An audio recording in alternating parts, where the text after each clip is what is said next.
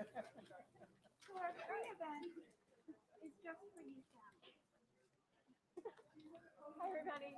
Just before the night gets away from us, I just wanted to take a moment to thank someone who's really important to the 8th grade class, Sherry, who has been our room rep. 3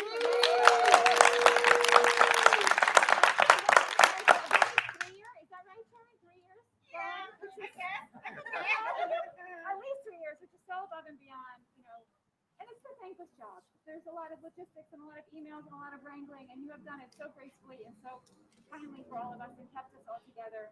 And we just want to let you know how much we appreciate all of the hard work you put in over the years. And we got you a little something, and just want to thank you and just give you our love and gratitude.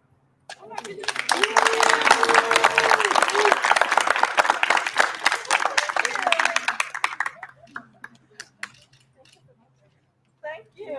I mean, it's actually fun being a real parent, right? So I'm sorry, if my email is too short or too long for you guys, but whatever it is, we made it.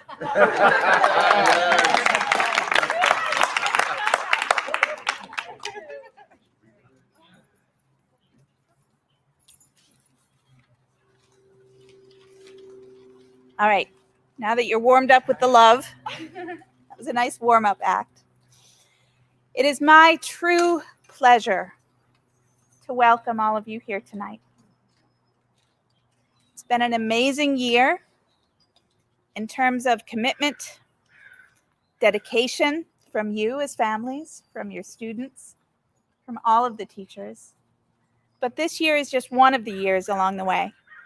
And we're here to celebrate tonight all of the time that your students have spent here in the lower school. It's amazing to be able to have you all here in person.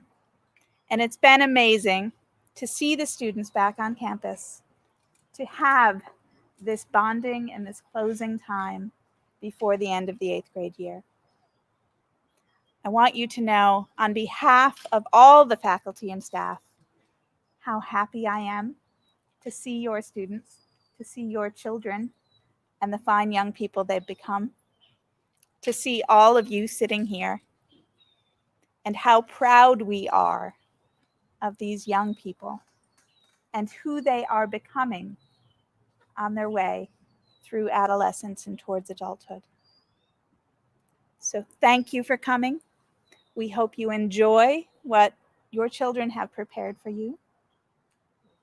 And we're very grateful for the trust and the love and support of all of you throughout the lower school journey.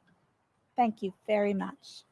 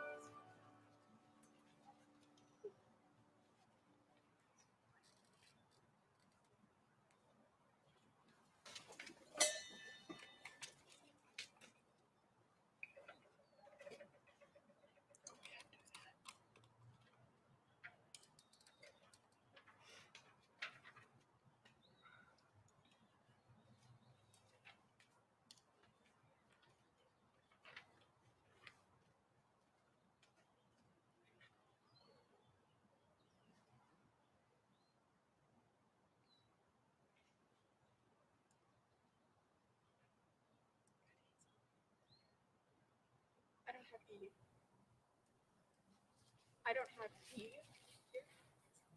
What do you need? I need E.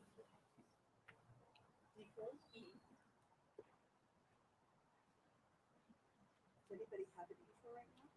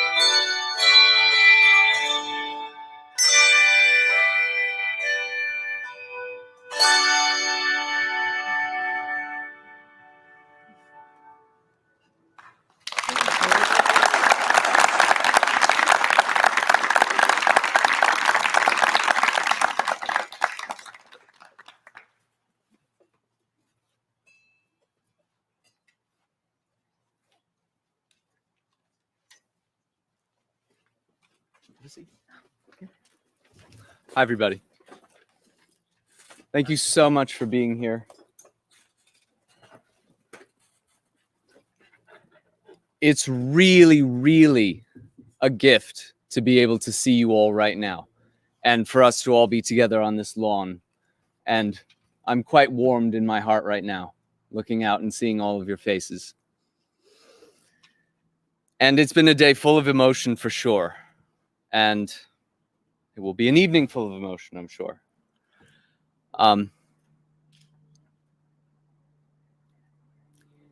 It's especially significant for us to be here now, given the obvious journey that the planet has gone on. And I'm reminded of metaphor and story when I think back on what we've all gone through. I think about the last 8 years and beginning this, the way a ship would embark on a journey from some harbor, from some shore, knowing that it was going to be a long journey. And the 8 years that Waldorf education gives the students within the lower school is one full of adventures, with traveling overseas that are shallow and deep, dark and clear, calm and tumultuous, and that's a very normal journey. And then, interestingly, quite near the end, it would seem as though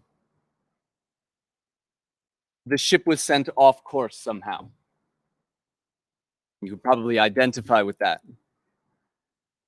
And it seemed as though perhaps that the ship was moving into uncertain and unfamiliar waters, and clouds above took formations that had not been seen before.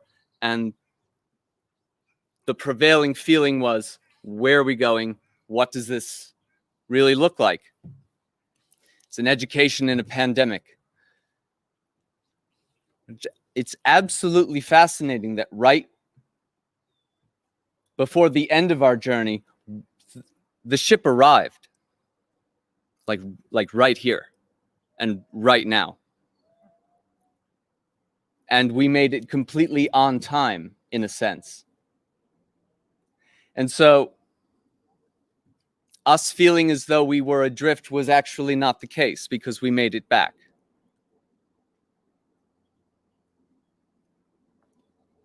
And that's a wonderful story to have, I think. And that's a wonderful story for us to share. And I'm moved by how the sailors dealt with it. And I'm moved by how we all dealt with it. It's a fantastic signature to the end of a journey and the beginning of another. So thank you for us all being together and doing that. Thank you very much.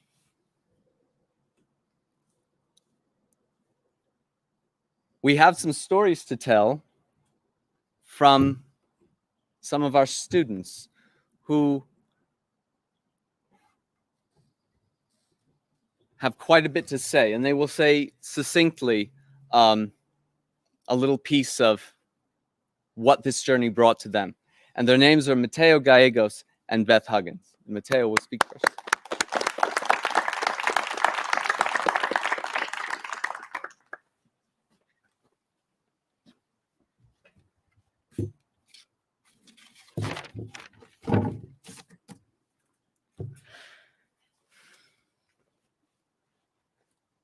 Hi. So, I've been at Pasadena Waldorf basically my entire life. And since I joined in kindergarten, I've learned a lot of things throughout my almost 10 years being at this school. But there's a lot of things that I didn't learn. For example, I never learned what it was like to be genuinely bullied. And I never learned what it was like to feel invisible to your teachers. I never experienced what it was like to not have a connection with my teachers or my peers. And I'm so thankful that I was able to be part of such a wonderful community. All right. I have a story I would like to share. Once upon a time, there was a boy who had a very hard time focusing in his classes.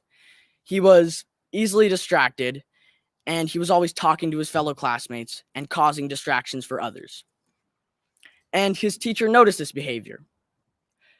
And as the wise teacher he was, instead of punishing, yelling at, or berating the boy, he decided to find a much more creative and constructive solution. So, every day at the beginning of the day, when the boy went to shake the teacher's hand, he would give the boy a small piece of beeswax, and he whispered to the boy to make things behind his back during his classes when he felt he was being distracting or being distracted. And from then on, the boy was a lot less distracted as he found this beeswax something to take his mind off of other things, and he was able to focus on the lesson much easier. I would like to thank all of my amazing teachers, and especially my class teacher, Mr. Lozier, for being such an amazing teacher through these 8 years I've been with him. And he's always had this way of really connecting to each and every one of us and being able to cater to our own individual gifts and needs. And I think that's really awesome. I'm also really grateful for all my peers and everyone I've met along the way. Thank you so much.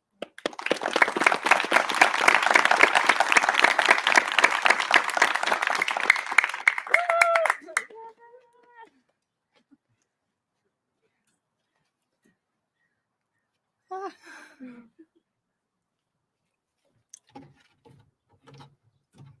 does this open up?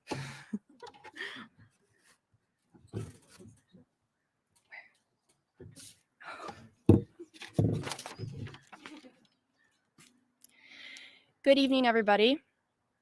Tonight, I'm going to be telling you a story about our past 8 years together. Once upon a time, there was a young and courageous king who took on 28 loyal subjects. These loyal subjects were eager to learn and grow, and the king, along with his trusty advisors, began to teach and guide these subjects on their journey. In the beginning, many of the subjects came and went, to and from less favorable lands, but the core of them always remained. The king guided them through many adventures, and it was important that the subjects had good balance and dexterity, so they were challenged with activities like walking on the balance beam and climbing backwards like crabs on the monkey bars. The advisors taught them foreign languages and would sometimes get angry because of their unruliness. In fact, there was a rumor around the kingdom that they were the naughtiest of all the subjects. The advisors also taught them how to play and sing music, but oftentimes they were out of tune because of their lack of daily practice. The subjects were also taught how to sew with golden thread, but oftentimes the thread would get knotted because of their lack of attention to the advisor, and the advisor would get unhappy. Oh, God. The king took them on many adventures to distant islands over choppy waters where they would all get very seasick, and as well to the Valley of Death. But most importantly, they liked being with each other, until one day, when a plague hit the land and they were all forced to be apart. Luckily, the king kept them connected through a foreign technology. After many weeks, they came back together after all their 8 years, and they wondered how it had all passed so fast. They thought about all the things that they had learned: courage, joy, love, and passion. And as they all stand here today wondering, was it all a dream? But they look around and they see that it wasn't. And they are filled with gratitude for everyone who has helped them along this journey. But most of all, they are grateful for the king. Thank you, King, for our adventure and for making this home. Thank you.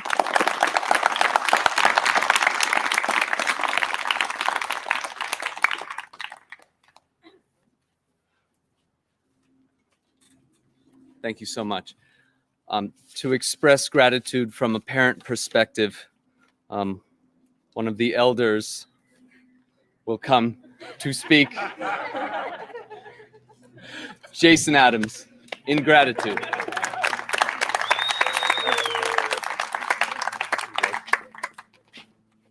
Hi, everybody. It's my face. All right. Elder glasses. First off, I'd like to thank Justin for allowing us to open our hearts to our beloved community and to create the space for us to say goodbye to PWS today. This week is one of seismic change for our family. On Monday, we unexpectedly had to put our dear family dog down. Yesterday, we had to walk away forever from our beloved business. And today will be our last day as active parents on this remarkable campus. We are looking for the rainbows to cross this bridge, and we will find them. We have been at this school for 15 years and raised 3 children with the help of the exceptional human beings, teachers, most of whom are present here today. At Waldorf, the term teacher has a broad, all-encompassing definition. It's a big job. In fact, I don't know how they do it. They willingly take on the role of teacher, knowing that at Waldorf, it means also providing mentorship, friendship, understanding, close observation, high expectations. They will even be camp counselors from time to time. I'm thinking field trips, epic camping trips, some of our favorite lifetime experiences. It is a calling to want to be a Waldorf teacher. For us, our most important role in life as people has been to parent our 3 children. We know that we chose the right place for them to grow and learn. We know that our children would not be the deep feeling and deep thinking individuals that they are today without Justin Lozier, Sam Glaze, Peggy Riley, Karen Livingston, Maestro Martinez, Koinagi Sensei, Blake Bailey, Michelle Fox, Jeffrey Bernstein, Jennifer Gould, and Miss Dimension. Dimension. Our children carry all of you in their hearts, as Alicia and I do. We have felt lucky to be part of this community since we first started here. Deeply, truly lucky. We even brag about our good fortune to anyone who will listen. There's magic happening on this campus all the time. Magic and beauty, love of nature, of ritual, of life. Our kids have not just gone to school here. They have not just learned how to read and write or write a good 5-paragraph essay. They've learned how to see, how to experience, how to appreciate, how to revere this life they've been given. What I will miss most are the ceremonies and rituals that mark and celebrate the passage of time, both the seasons and personal growth and transformation. The lantern walks, Halloween festivals and plays, Santa Lucia, the Advent spirals, the Festival of Lights. And then there are the big ones, crossing the Rainbow Bridge, the rose ceremonies, and graduations. What school or education philosophy asks so much commitment? And I won't lie, hard work from the parents of the school. Alicia and I are now looking at the balance sheet of our joined lives thus far. We've been together 27 years and we've been parents for 23. Our time here is the Waldorf experience at this school and the demands placed on us that have given us gold bars of magic and beauty. During our 15 years at PWS, we have been through 4 administrations, much upheaval and growth, financial challenges, and a pandemic. The one constant throughout has been the essential dedication and forbearance of the teachers, keeping true to the school's mission and Steiner's core principles. As I can tell you firsthand through the work that I've been privileged enough to do as a board member, this past year has perhaps presented the largest challenges to the very existence of our school. It is not an exaggeration to say that Gina and Aaron have dual-handedly saved our school from shutting down. And looking back at past leadership and administrations, I am so grateful to leave the school knowing that the school is being run and managed better now than it ever has been before. All right, enough of that. Now, just a few words to our kids. In my view, this ceremony should be about celebrating you guys and for your parents to look on beaming at the fine young adults that you are becoming. In years past, this celebration was marked by the gifting and passing of roses. As I'm sure you all feel in your bones, you are on the cusp of finding out who you are and what you can do and be. And for us parents, letting go and giving you the space to figure this stuff out can be difficult. Soon you will be experiencing life on your own terms, essentially getting piercings and tattoos wherever you want. So I thought today we might mark this reality and hopefully postpone such permanent decisions with a new sort of rose ceremony. I here have two tokens of recognition, which I'm not supposed to give to you, but I will anyway, as I say goodbye to you, and you'll get them later. One is a rose tattoo, and the other is a beautiful chrome septum ring.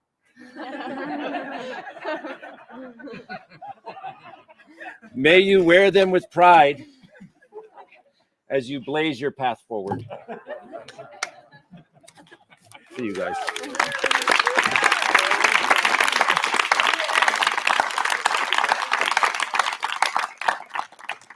And I would like to add one more thing before we move on. On behalf of the 8th grade, we would like to present Mr. Lozier with a gift. We are so, so grateful for you. And the gift is back there. It's on its way. It's on its way. It's coming.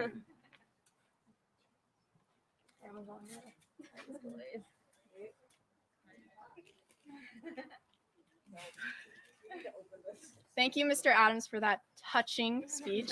That was amazing. That was very well done.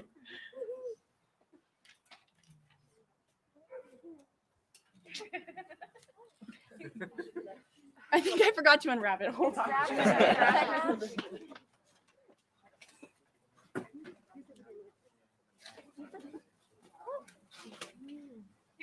Soon enough, Mr. Lozier. Soon enough.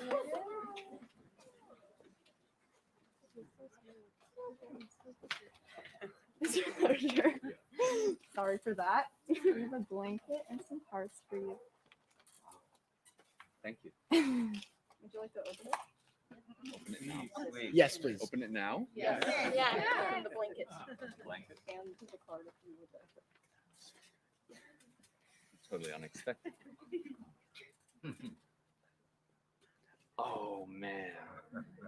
Oh my God.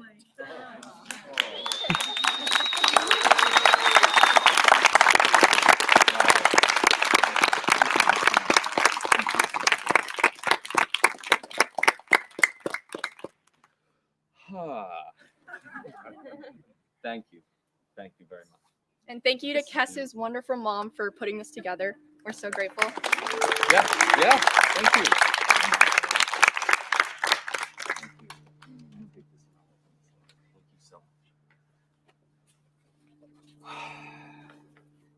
They're probably taking bets on who can make me cry hardest and soonest. That's what I think is happening. Thank you. This is really beautiful.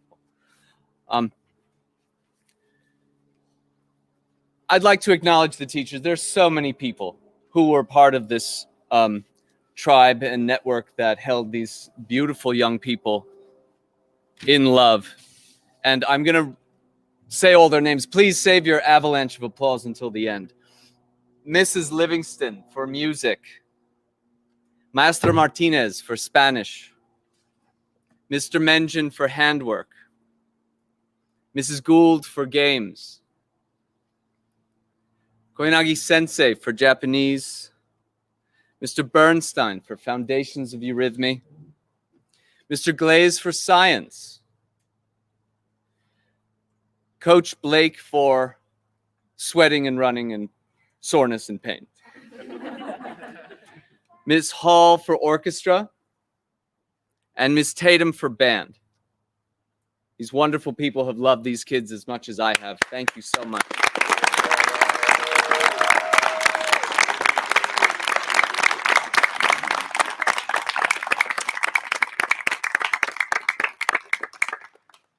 All right. Now I'd like to talk to you. And if you remember from the rose ceremony almost a decade ago, you sat in front of me and they sat behind you. So if you could just move your chairs up, that would be fantastic. Thank you.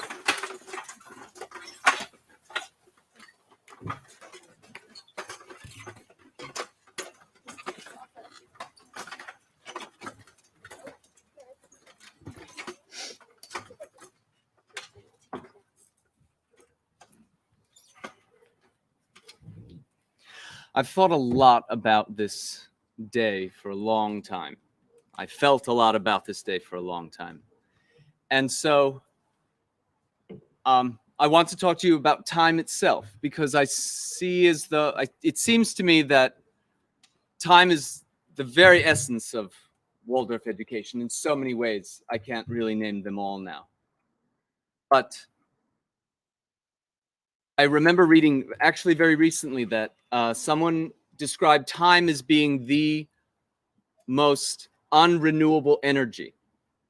And then if you think of our language, we treat it that way. We speak about it that way. Like, we're spending time, we're saving time, we're wasting time, we're trying to catch up. Using all these terms which describe a scarcity of time or an insecurity about the passage of time. We talked about time, interestingly, when we spoke about the fourth dimension. And we also spoke about a 3,000-year-old Greek man who described seeking time and trying to save time and trying to preserve time as grasping a handful of sand and watching the grains run through the fingers, saying that you can't. You simply can't. You must accept. And my time with you has told me that perhaps I can counter that,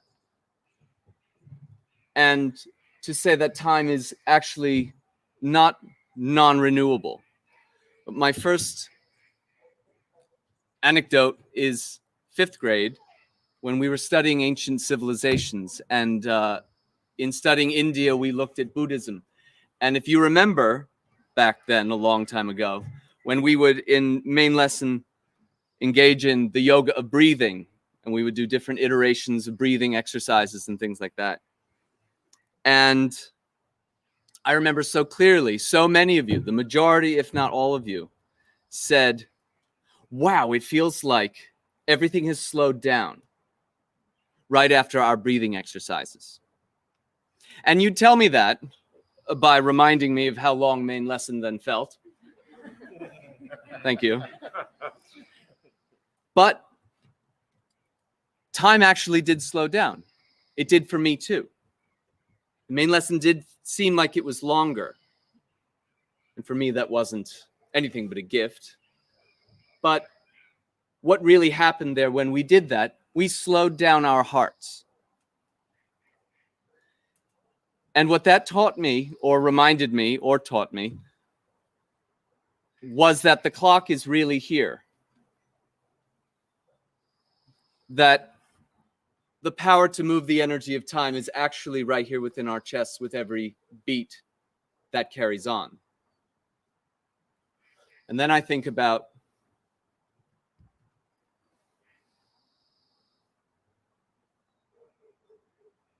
going back in time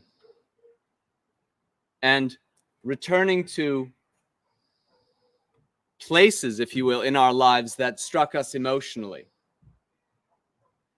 And that remembering those emotional moments, which is in a way a form of time travel, is all about a heart connection. The heart remembers. Science is showing us that. It's not just the brain. The heart has its own memory.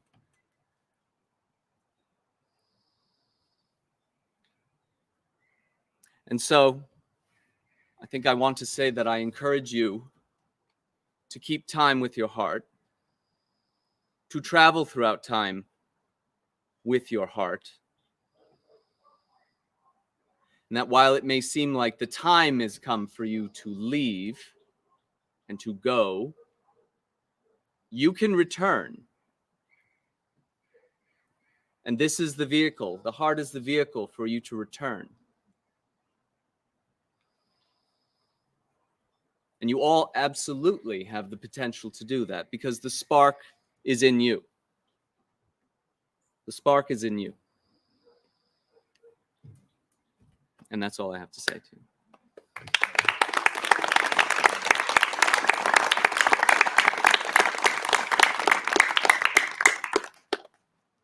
And so the time has come for me to give each and every one of you a promotion certificate, and maybe a little brief description of you beforehand. The first recipient of a promotion certificate is one of the gentler people that I've ever met in my life, and her name is Alice Adams.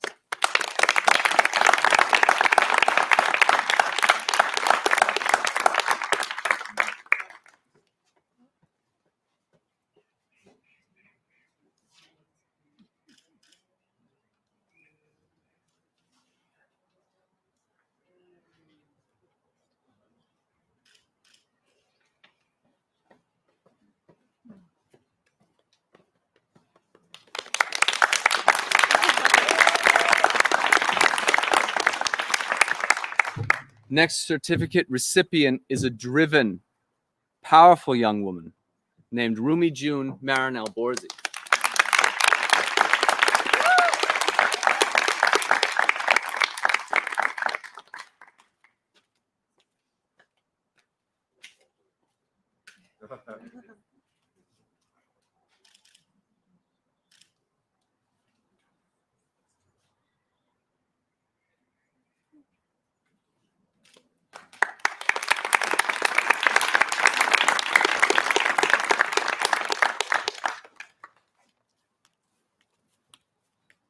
The next young man to receive a certificate is a fast-moving, curious, and intelligent young man named Athen Chong.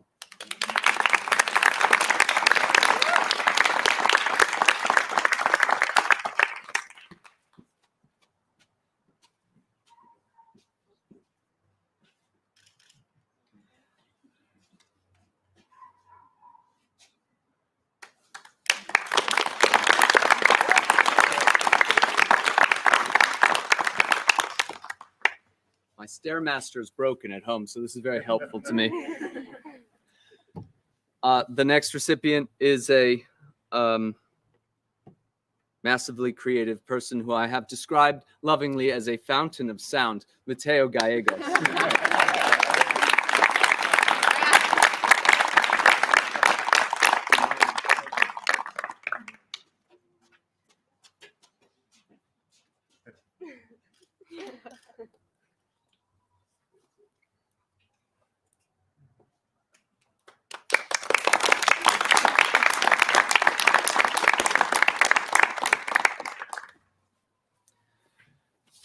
Next recipient is not a short person. It's someone I look up to literally and figuratively. Nadat Galoyan.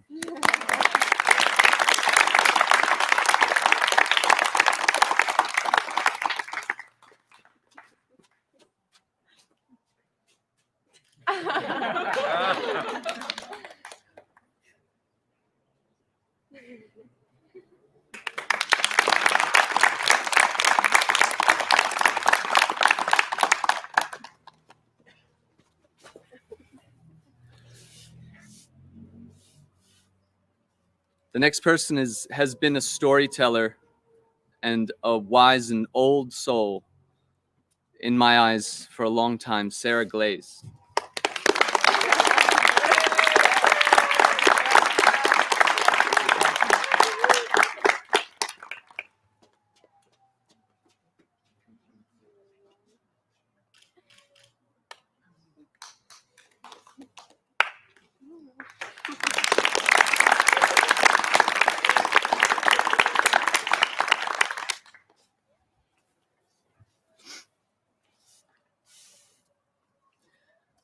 The next young person is entrepreneurial,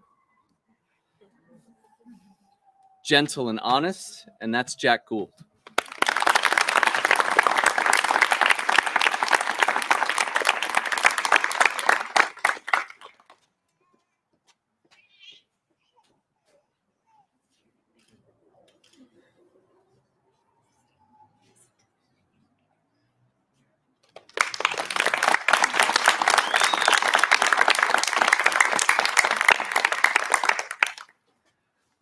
The next person is a composer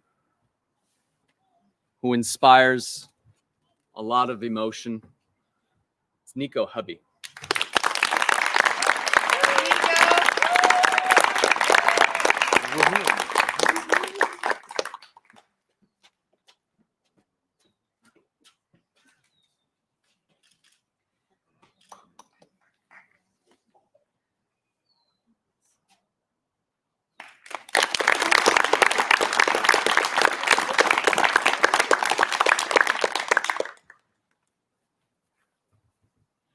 The next bright young thing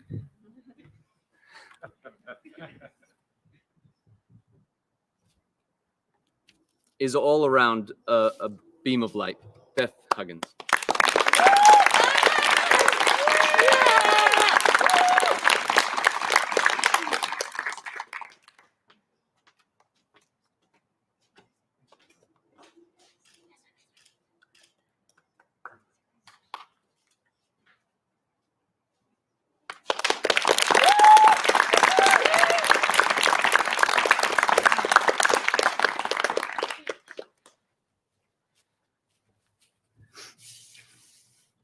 Next, we have a sharp and very capable, very steady individual named Leah Ivy.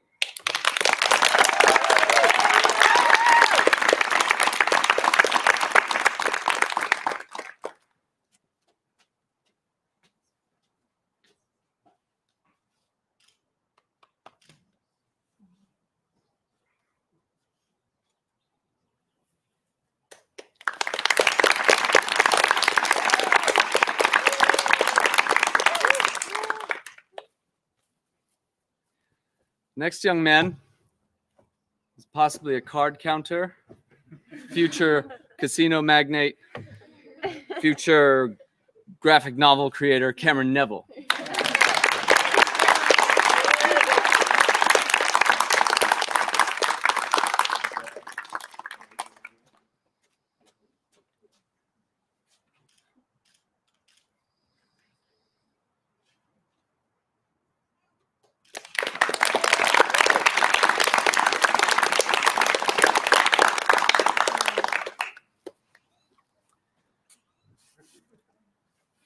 The next person is, all these pauses are so that I don't burst into tears. I want you all to know that. The next young lady is someone who may or may not be a reincarnation of Joan of Arc. And that's Amelia Owen.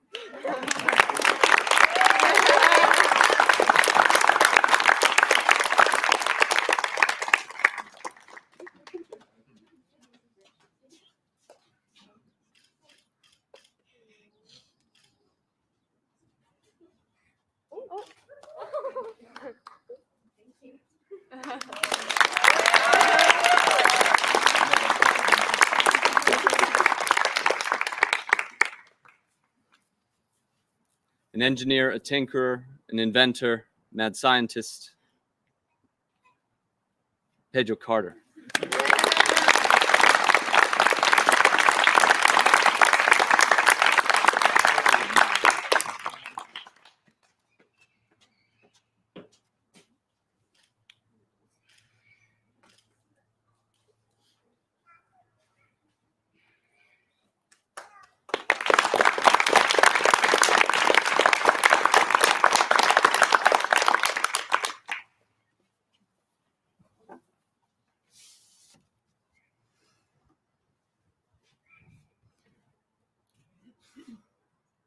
Next, we have someone who we've made the mistake a few times of thinking was with us from the beginning because, damn it really feels that way. Kes Strumpoulos.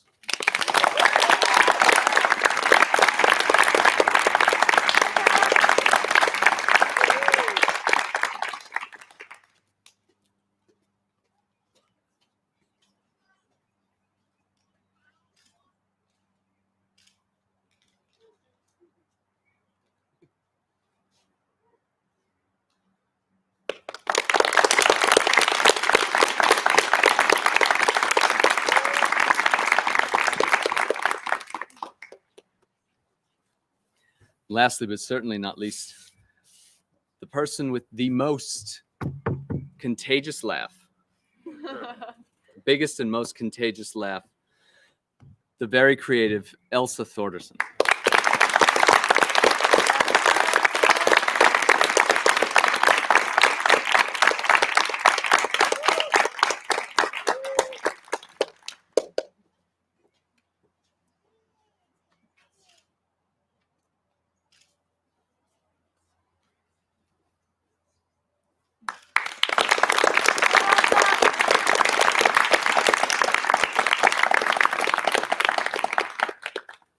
that is the class of 2025. Will you stand up, please? Turn around.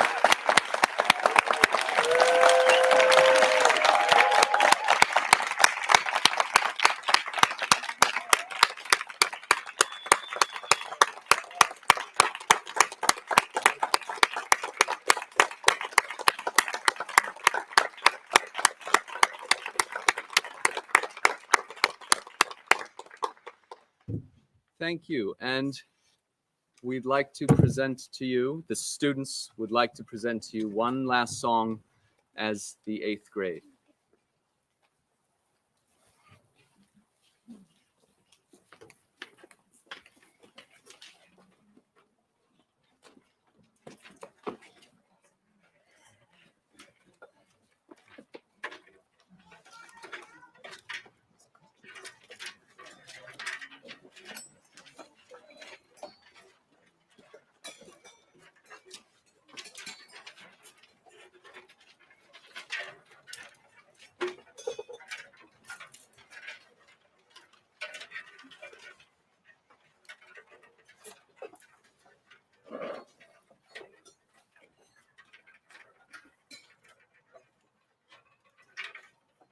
We wear gloves when we play handbells for two reasons. You have to hold the handbell right into this web of your thumb, and it can hurt. So that's one reason. But the second reason is that the bells, the casing of the handbells is brass, and so we don't want to touch it with our actual physical hands and skin. So that's why. And I noticed the kids were supposed to take their gloves off before they came back. They've been wearing them the whole time, and so I think it's kind of cool. So.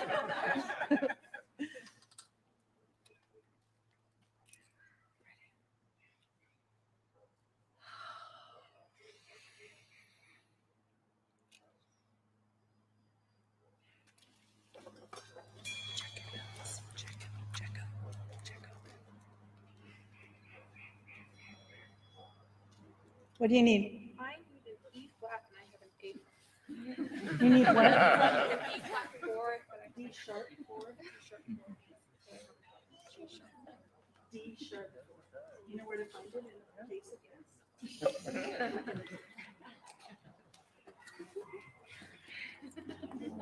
That's why we check. That would not have been pleasant. We'd all been going.